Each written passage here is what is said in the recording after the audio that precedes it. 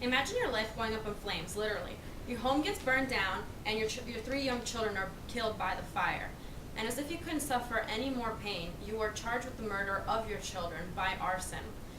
Not only are you charged, you are prosecuted, convicted, and then later executed. This sounds like a horrible nightmare, but it is the reality that the Cameron Todd Willingham had to live through. In February of 2004, he was executed by lethal injection. In 2009, the investigative team came to the conclusion that the prosecution was wrong and that Cameron should have been acquitted of all charges. Stories like these are not rare. Sadly, they occur more often than the courts would like to admit. The death penalty should be banned because of simple facts. It's irreversible, a financial burden on society, and not completely correct all of the time. When someone dies, that is the end. Death is the ultimate end. There's no second chances. There are 5 methods of execution. There's lethal injection, lethal gas, firing squad, hanging, or an electric chair. Most executions are done by the lethal injection. The cost of capital punishment varies from state to state, but nonetheless, it's an outstanding amount. I have financial statistics for some examples of states and the prices that they incur. In Maryland, for example, they pay $3 million a case per person to put them to death. That is 3 times more than non-death punishments. In California, they pay $137 million for death penalty. That's their system, how it works now. That's how much they spend. If they would implement non-death punishments, they would only spend $11.5 million annually. That is an extremely drastic difference. $137 million to only $11 million. In Kansas, it's $1.26 million per case. If they would just implement the life incarceration, it would only be $740,000. Because the high cost of capital punishment, those costs it makes all the other methods of crime control, all these measures, they're overlooked because they spend so much money on everything else.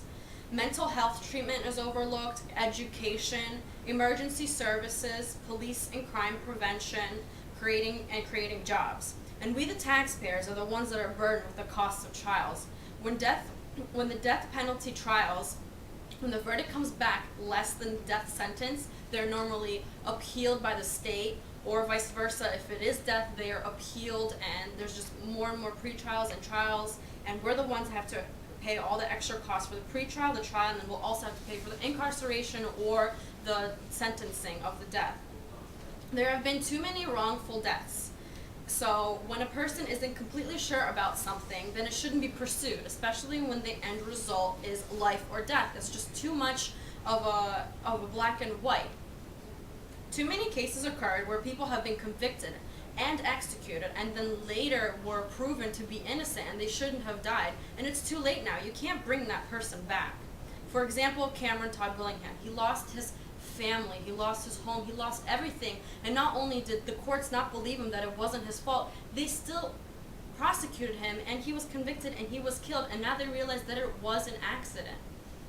Since 1973, 138 people have been acquitted for their convictions, but not all mistakes are resolved or caught. Imagine how many other people there are on death row. There's thousands of people on death row in the United States, and they might all be there for the wrong reasons, and they might be there completely innocent, and not so many people get acquitted.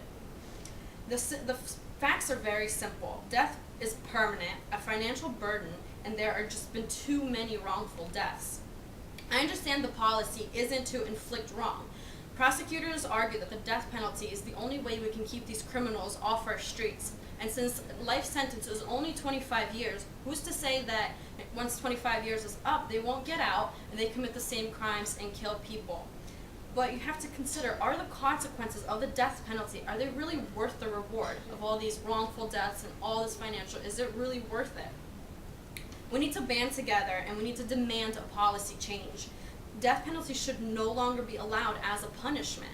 Writing letters to officials, starting petitions is what needs to be done in order for us to make a change. We have to get together, and it's all our votes that count. It's time to put a stop to all these punishments and to all of these nightmares that people are having. Alright, so who agrees with my opinion on the death penalty? Everyone? Alright, good. How'd I do? You did a good job. It was a very persuasive speech. Thank you. Alright.